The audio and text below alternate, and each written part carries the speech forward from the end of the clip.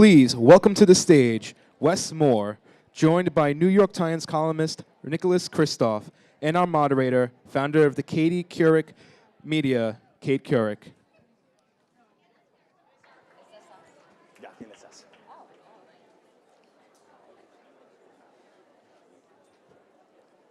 You want to go in the middle? I'll take the answer. That's the hot seat.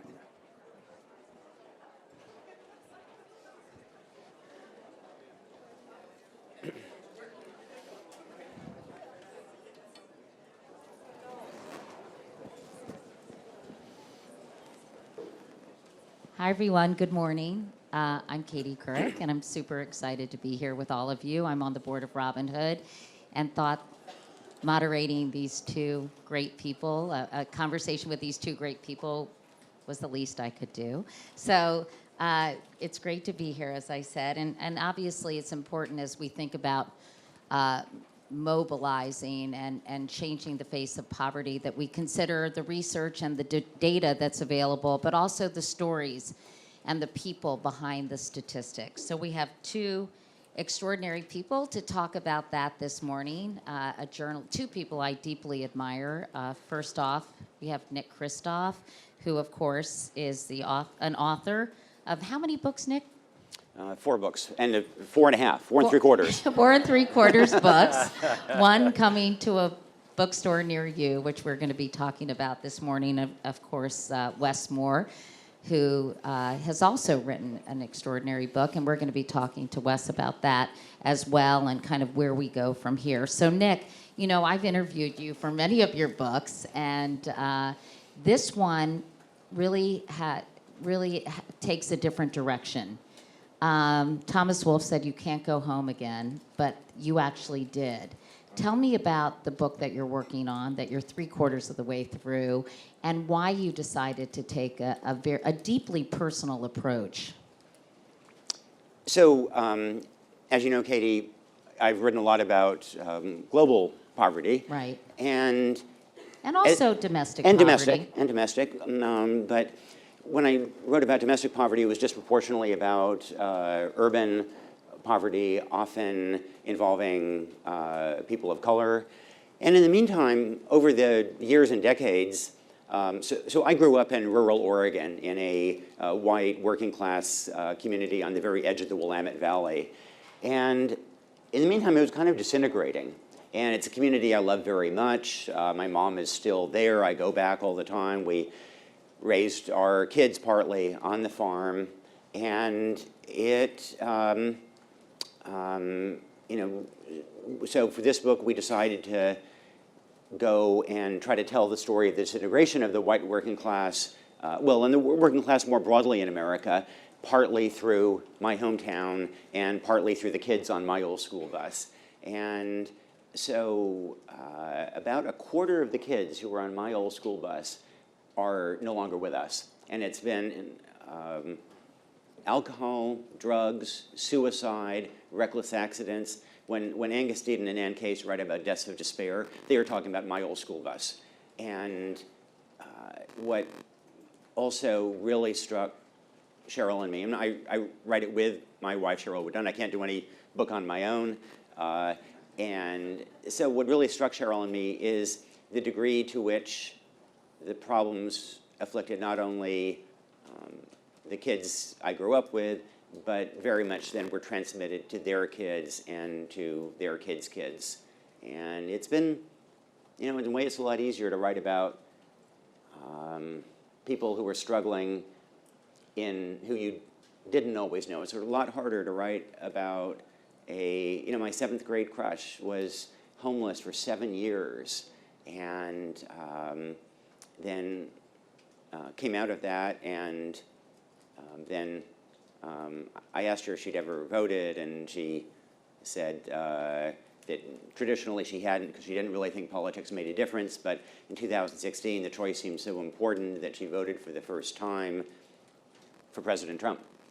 And if I hadn't thought it would undermine my reputation as a humanitarian, I might have strangled Mary. But it's really hard to.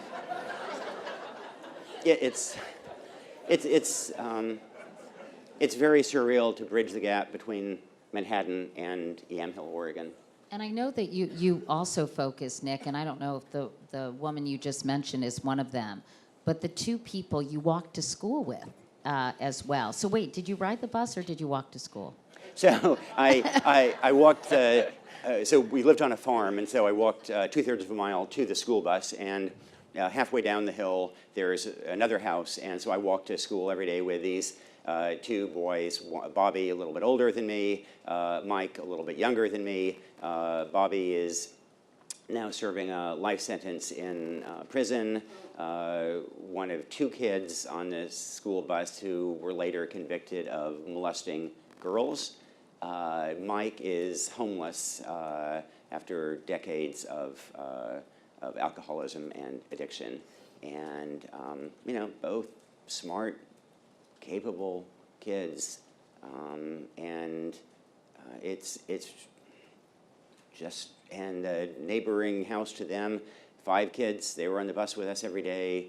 And of the 5, Farland, my classmate, died of liver failure from alcoholism. Regina died from drugs and alcohol. Nathan blew himself up making meth. And Zealand burned to death in a house fire when he was drunk. And it's just boom, boom, boom, boom. And it's just wrenching to see that what this does to families and to the social fabric of this community. And the way it leaves kids, young kids there in just desperate situations. And you look at some of these kids, these little kids, and you just know that they're just kind of cooked and that we don't have interventions that are going to be able to reach out and help them. It's really tough to see this happening in a place you really love. I can see you're getting really emotional just talking about it. And we're going to talk a little bit. I want to broaden the conversation to talk about the root causes of this cascading poverty and despair. But I want to ask Wes a little bit, because I think your stories do have some parallels. In the other Wes Moore, you actually took a very similar approach, Wes. And for the people who haven't read it, why don't you briefly tell us why you did what you did when you wrote that book? Thank you. Yeah, so the day after I received the Rhodes Scholarship, the Baltimore Sun, hometown paper, wrote this article about this local kid who had just received this Rhodes Scholarship, and they talked a little bit about what the scholarship was, and they talked also about my past and my childhood, and as they called it, this improbable journey. And at the same time, they were writing a whole series of articles about 4 guys who walked into a jewelry store. And the first 2 guys walked in the jewelry store with guns. The second 2 guys walked in the jewelry store with mallets. And in the process of robbing this jewelry store, in this botched robbery, they ended up killing an off-duty police officer who was also a father of 5. He just had triplets. He was working a second job as a security guard at this jewelry store to make extra money for his family. In fact, this jewelry store is actually just right up the road from where the Weinberg Foundation is. And there was a 12-day national manhunt for these 4 guys, and finally after 12 days, all four guys were caught. And one of the people that the police was looking for that was eventually captured and tried and convicted and sentenced for this crime, his name was also Wes Moore. And the more I learned about him, and the more I learned about this crime, the more I learned how much more we had in common than just our names. You know, the fact that we grew up in the same area, literally at times blocks away from each other. The fact that we both grew up in single-parent households, both had interactions, juvenile justice interactions, and we're around the same age. And so one day I decided to reach out to him. And I wrote him this letter, and then a month later, I got a letter back from Jessup Correctional Institution. Wes is now currently in year 18 of his life sentence. He's still in Jessup Correctional Institution to this day, where he'll be for the rest of his life. And it's interesting because, and it's great sitting with Nick, because one of the first times I got a chance to connect with Nick, I got this wonderful email from him. And he said, he was actually just coming out of the hospital, because I think you were telling me that you read the book in the hospital, and he said, I read your book, and he said, and I'd like to write an op-ed with your book as the basis of this op-ed. And I've been such a huge fan of Nick. I was like, this is amazing. So Nick Kristof writes this op-ed where he talks about he really enjoyed this book because it was a powerful examination of race and class and how it fits in. And 3 weeks later, I actually got a phone call from my publisher who said, hey, good news, Michael Gerson wants to write an op-ed about your book. For those who know Michael Gerson, he's a former speechwriter for President Bush, you know, a Republican and conservative. And he wrote this op-ed where he basically said, I really enjoyed this book because I thought it was a great examination of personal responsibility. And I'm like, oh, this is fascinating. And I remember my wife asked me, she said, so who do you think is right? And yeah, be careful now. Right. Nick's right. No. And my honest answer to her was, I think that they're both right, right? That we can't talk about, you know, societal responsibility, understanding that, but these are individual decisions. People have to be held for individual accountability for individual decisions. However, we cannot talk about individual decisions without understanding societal context. Societal context matters in these conversations. And that line is really, and the thing I really wanted people to get is that line is really thin between our life and someone else's life if we just have the courage to be able to explore that.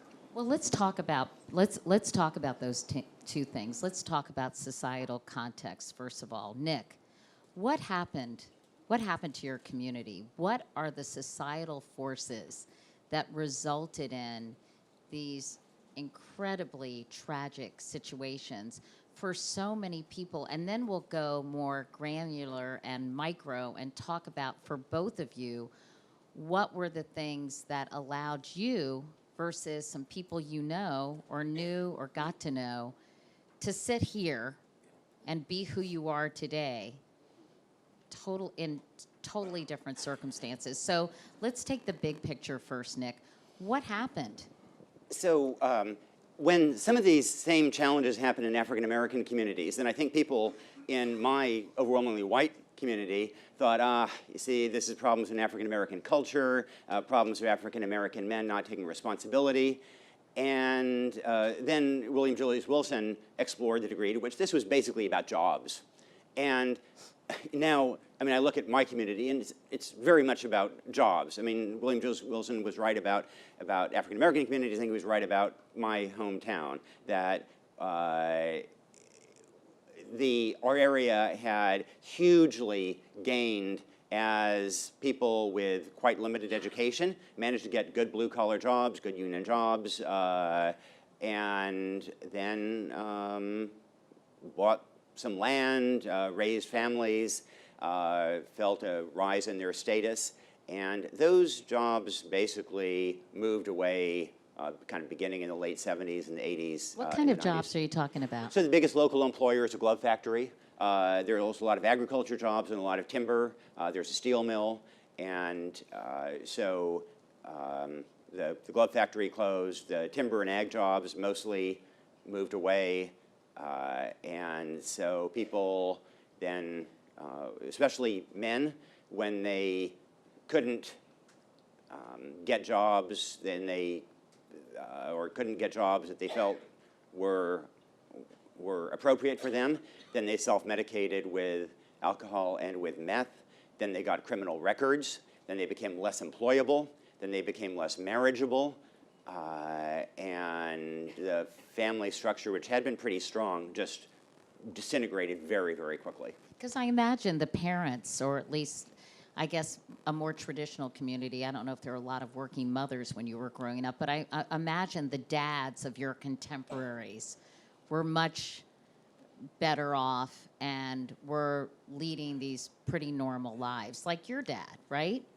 Yeah, so, I mean, I got to say that my family was an exception because my parents were academics who just happened to live way, way beyond the commuting distance to Portland. And so I had the benefit of living this, you know, very kind of nurturing, supportive of education environment in a community where that was very unusual. So I'm So you're an I'm- outlier. I'm a total outlier. But what about your contemporaries, your friends, their dads? So basically, it looks very much like the Raj Chetty chart that you saw earlier, that people had gained enormously in income levels. Basically, everybody had done much, much better than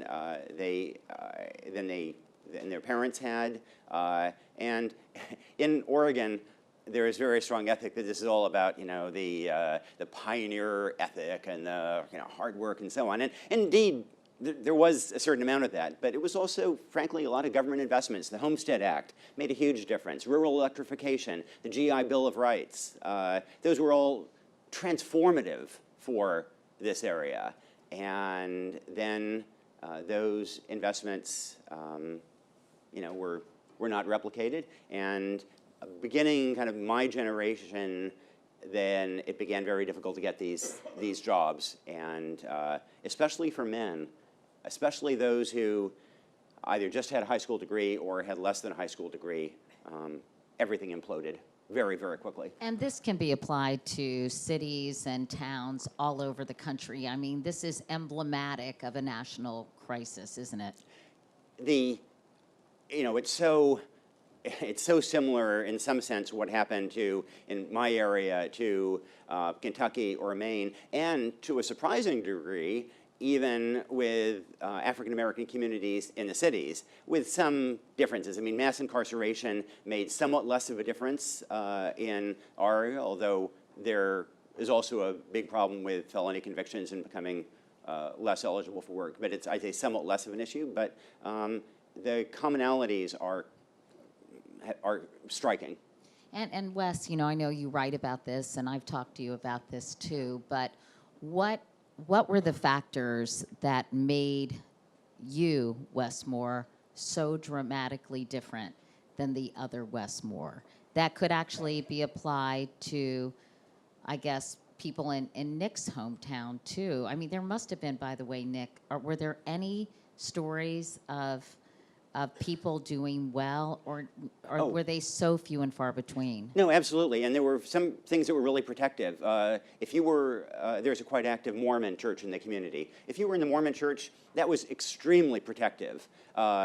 If to some degree that was true of other churches, where there was social capital, that made a huge difference. Where parents were more educated, more committed to education, made a huge difference in outcomes. So you look at the picture of the National Honor Society from my high school, and those kids basically did pretty well, often by leaving the area. Those kids who went into the military did also, that was the best escape ladder for working class kids in my community. It made just transformative difference for a lot of kids. On the other hand, those who didn't graduate from high school or just got, or got GEDs, their outcomes were really pretty tough. And going to military school changed your life, Wes. It did, and and it wasn't easy when I first went there at 13. I tried to run away multiple times.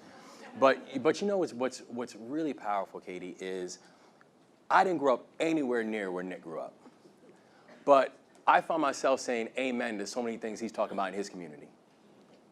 And there is no doubt, not just quantitatively, but qualitatively, that race does matter in this, right?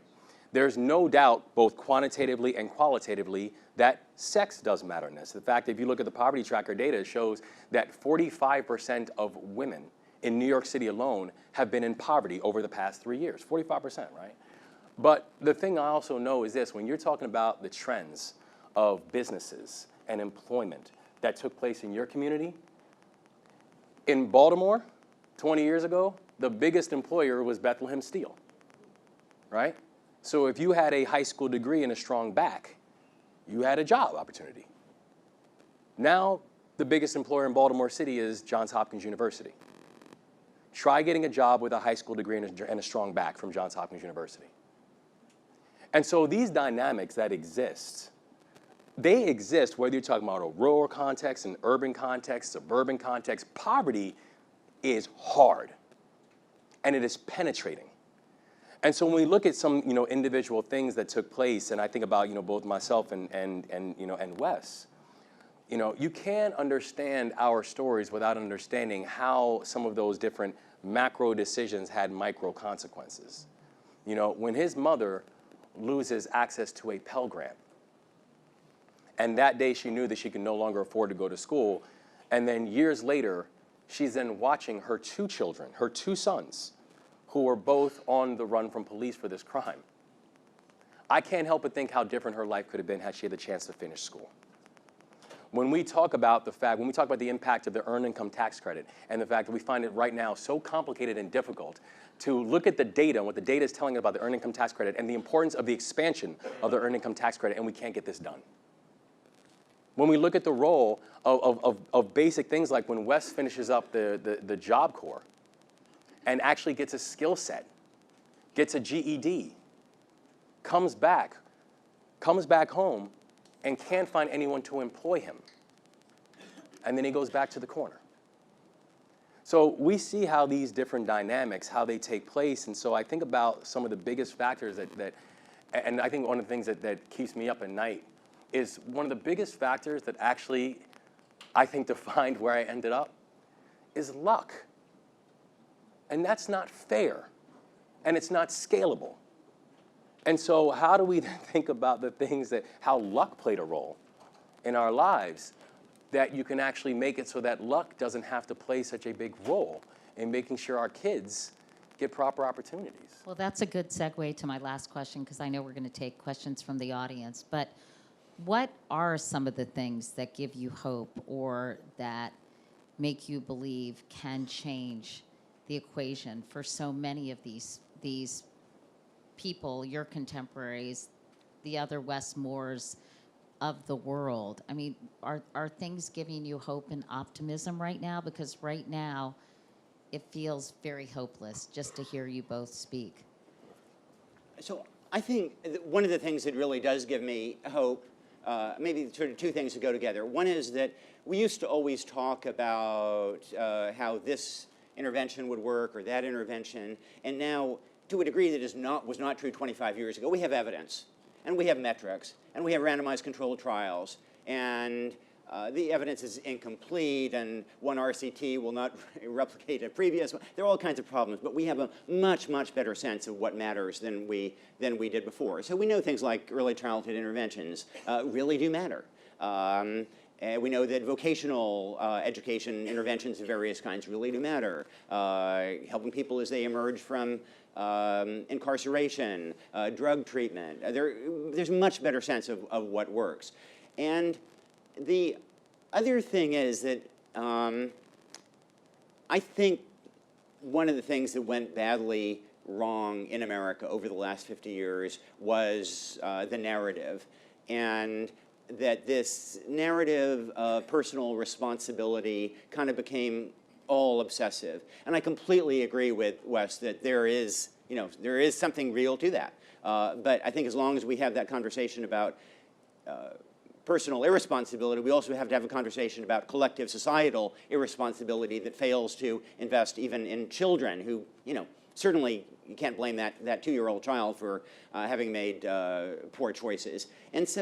And I wonder if that narrative over the last 50 years is perhaps beginning to change. You see that vis-a-vis drugs, that when it was African Americans who were perceived as the opioid problem, then it was, lock them up.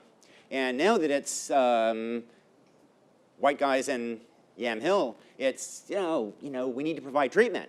And this is unfair, it's inconsistent, it's hypocritical, but it's at least belatedly a recognition of a more effective path.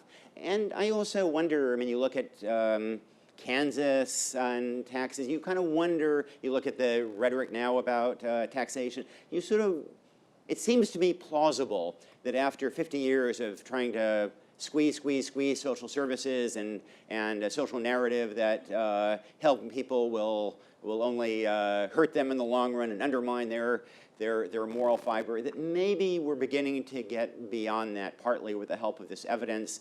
And if so, then I think they're real. Jane Wellfogle was up earlier, and she wrote a brilliant book about how Britain managed to reduce child poverty rates in half, almost in half. That I don't think these things are impossible. They're difficult, they're challenging, they're not impossible. And I say briefly, the things that give me hope are the work that you all are working on that we know is actually helping to not just make the challenges easier, but actually helping to address them permanently. So for example, what I mean by that is, we watched how just recently Mayor de Blasio makes an announcement about, NYC Care, which is basically providing health care for people regardless of documentation status. That actually, helped to start with, funding from Robin Hood and other philanthropists in the form of something called Action Health NYC, of showing why this is important. Action Health NYC is not something that has to be funded because now this is something that is now becoming policy, right?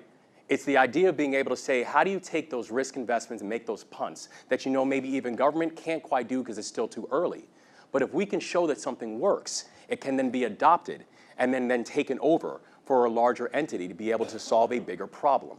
And so the things that give me hope are things that we know you're showing data that something is working and it's helping to change a conversation. You look at the work that's being done around bail funds, for example. Right? If you look at the advocacy and what's happened around bail funds, it's also helped to actually change a conversation about really forcing people to ask the question, why do we have bail and should we rethink cash bail in the first place? Because you've been able to put funds in place to be able to show the efficacy of why that works. Those kind of things give me such extreme hope because then you're really talking about how can we use philanthropy in a smart and strategic way to be able to address the fundamentals of a problem and not just the ills of a problem.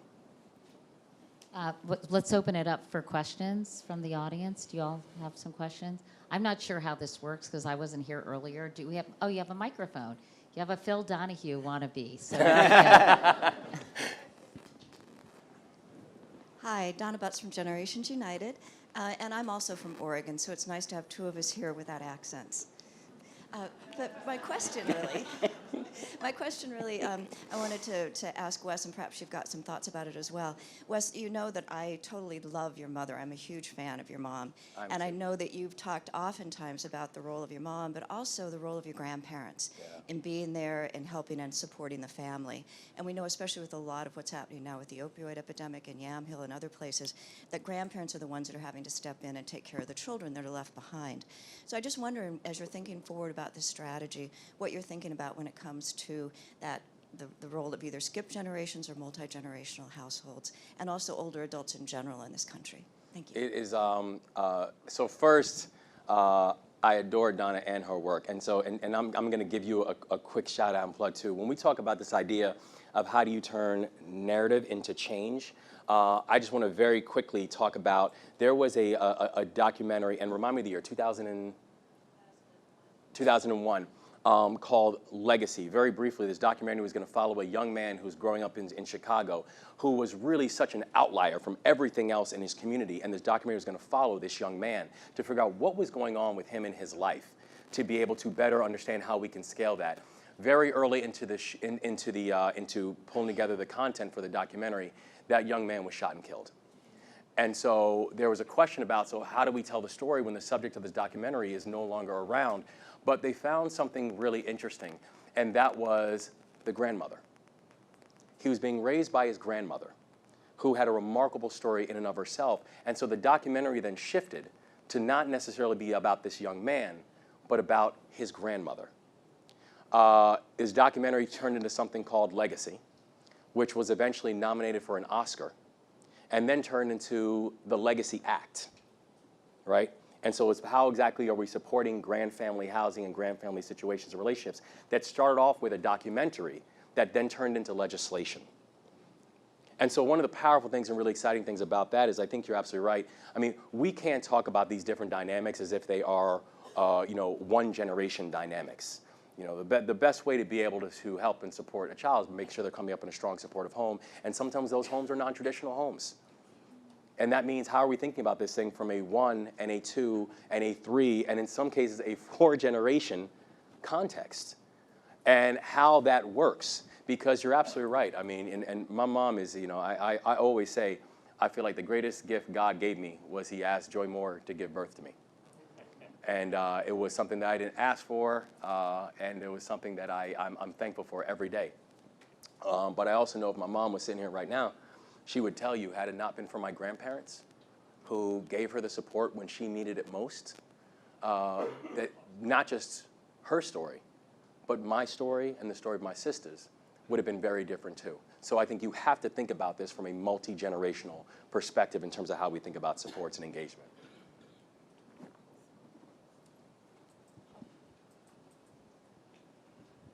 Hi, I'm Georgia Levinson Cohen, now with Navab Holdings. Can you just speak really close to the mic? 'Cause Yes. it's hard to hear you. Thank you.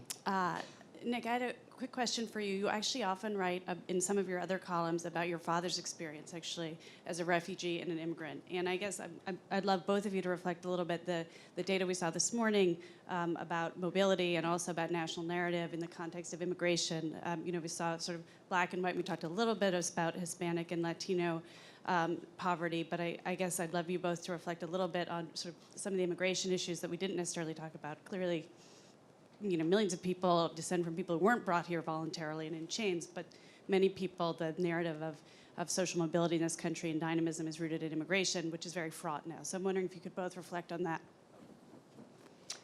Sure. So my dad was a World War II refugee, and that certainly inculcated. I mean, why do I write so much about refugees? It was something I learned at the dinner table, and that sense, I think, that Wes alluded to of luck, and Warren Buffett calls it the ovarian lottery. The lucky gene pool, right? Yeah. This sense that opportunity, that talent is universal, but opportunity is not, and that our challenge is to try to create some kind of greater reconciliation of that. I think a lot of that comes from growing up as a son of a refugee. Yeah, no, and I think the only thing that I would also add in that, and I think about both in my own work and focus. My grandfather was actually was born in this country, but when he was a child, the Ku Klux Klan ran our family out of this country. Not only out of South Carolina where they were living, but literally back to Jamaica. So my grandfather, even though being born in this country, was actually raised in Jamaica. My grandmother was born and raised in Cuba until her family then moved from Cuba to Jamaica because that's where the jobs were. And she went to church, and that's where at this church she met this young aspiring minister who was my grandfather. And that's how they first met, and then eventually immigrated to this country. The thing about the immigration conversation in this country that I think oftentimes gets lost is when we think about the power of this country. The power of this country is that this country in many ways is an immigration story. For many people, not just in this room, everybody in this room can tell their own story, their own immigration story into this country. It's one of the things that makes our country so rich. It's one of the things that makes our country so prosperous. And I think that oftentimes we get into this false idea about who we are and how we should be thinking about our futures, because oftentimes we've forgotten to remember our past. And I think that there needs to be a sense of context around that as we're having these conversations about how we need to reinforce and what we need to do when it comes to thinking about the future of this country. Do we have time for one more question? We don't, actually. Is that it? Time's up? All right. Well, thank you both so much. Bless y'all. Thank you. That was great.